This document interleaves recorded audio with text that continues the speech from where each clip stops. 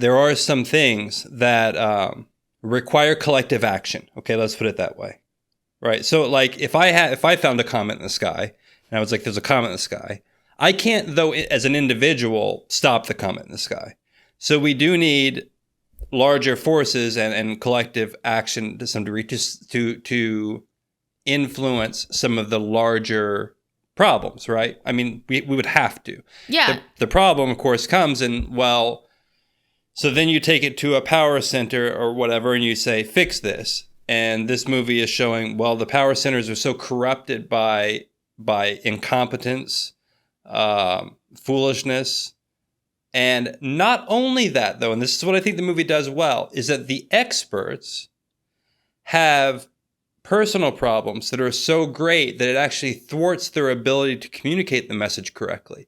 Because Leonardo DiCaprio's character can't speak well. He's just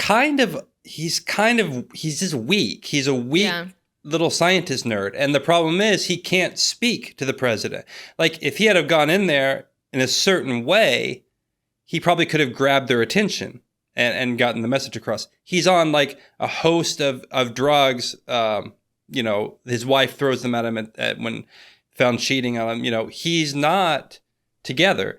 The girl is, you're like this stereotypical millennial stoner, kind of like, oh, I'm really smart, my hair's dyed, but also like I have to do Xanax because have anxiety. Like and I get it. Like we all struggle, but if those are the experts, then they're going to fail also because they're weak people. So we have a problem. Okay, fair enough. I think on a certain level, yes. I don't know because, the movie makes kind of this argument. She does say what needs to be said. Like, she's very blunt in many of the interactions in saying what you would want the character to say, what you want Leonardo DiCaprio's character to say, but he doesn't. And she gets ridiculed and kind of, dismissed as being crazy. So there's also that element of like, if you speak out too much, too urgently, well, then you just get dismissed as a crazy person. So it's like, what is it? You need to be perfectly formed to be able to just present a problem to the right people. That's a problem, because no one in this film is perfectly formed. So the idea then is just like, well, if there's any real problem that ever occurs, we will all die because there is no person perfect enough to present it to people. And then the person they present it to is going to be flawed too, which you see in the president. She's more concerned with maintaining her position and is extremely egotistical, which is another part of this film that's important, how it treats the psychology of those in power. And this is a point that I've been thinking about a lot, which is, when I say that there are people that have the knowledge and the skills to address the problems that we're dealing with, but they're not in the positions of power, what I mainly mean is that the positions that can actually create the kind of collective, coordinated action needed to solve very big long-term problems tends to attract megalomaniac type personalities. It doesn't tend to attract the nerdy scientist type with anxiety. And there is an interesting bridge, though, right? Which is the billionaire scientist, like weird, soft-spoken, creepy character.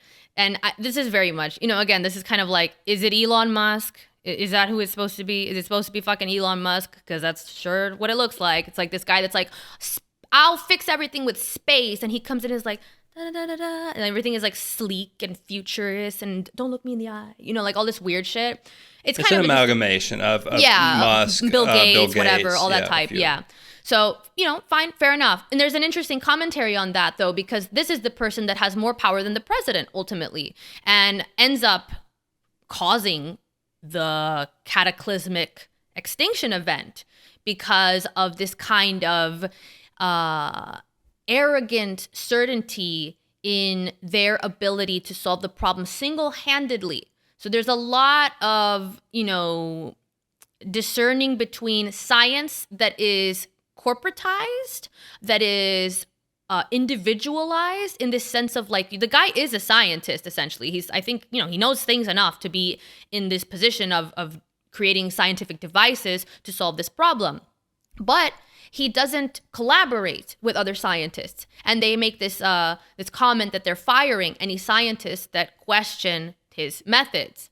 And so, there's a lot of this emphasis on like the peer review process, which is like, hey, buddy, even that's fucking degraded at this point. But sure, for argument's sake, we'll, say that would be better in theory if that system is robust and doesn't continue to degrade, as many things are at this point. That is better than one person taking it upon themselves to say, I've got this entire problem figured out, let's bet on me, which doesn't work in the end.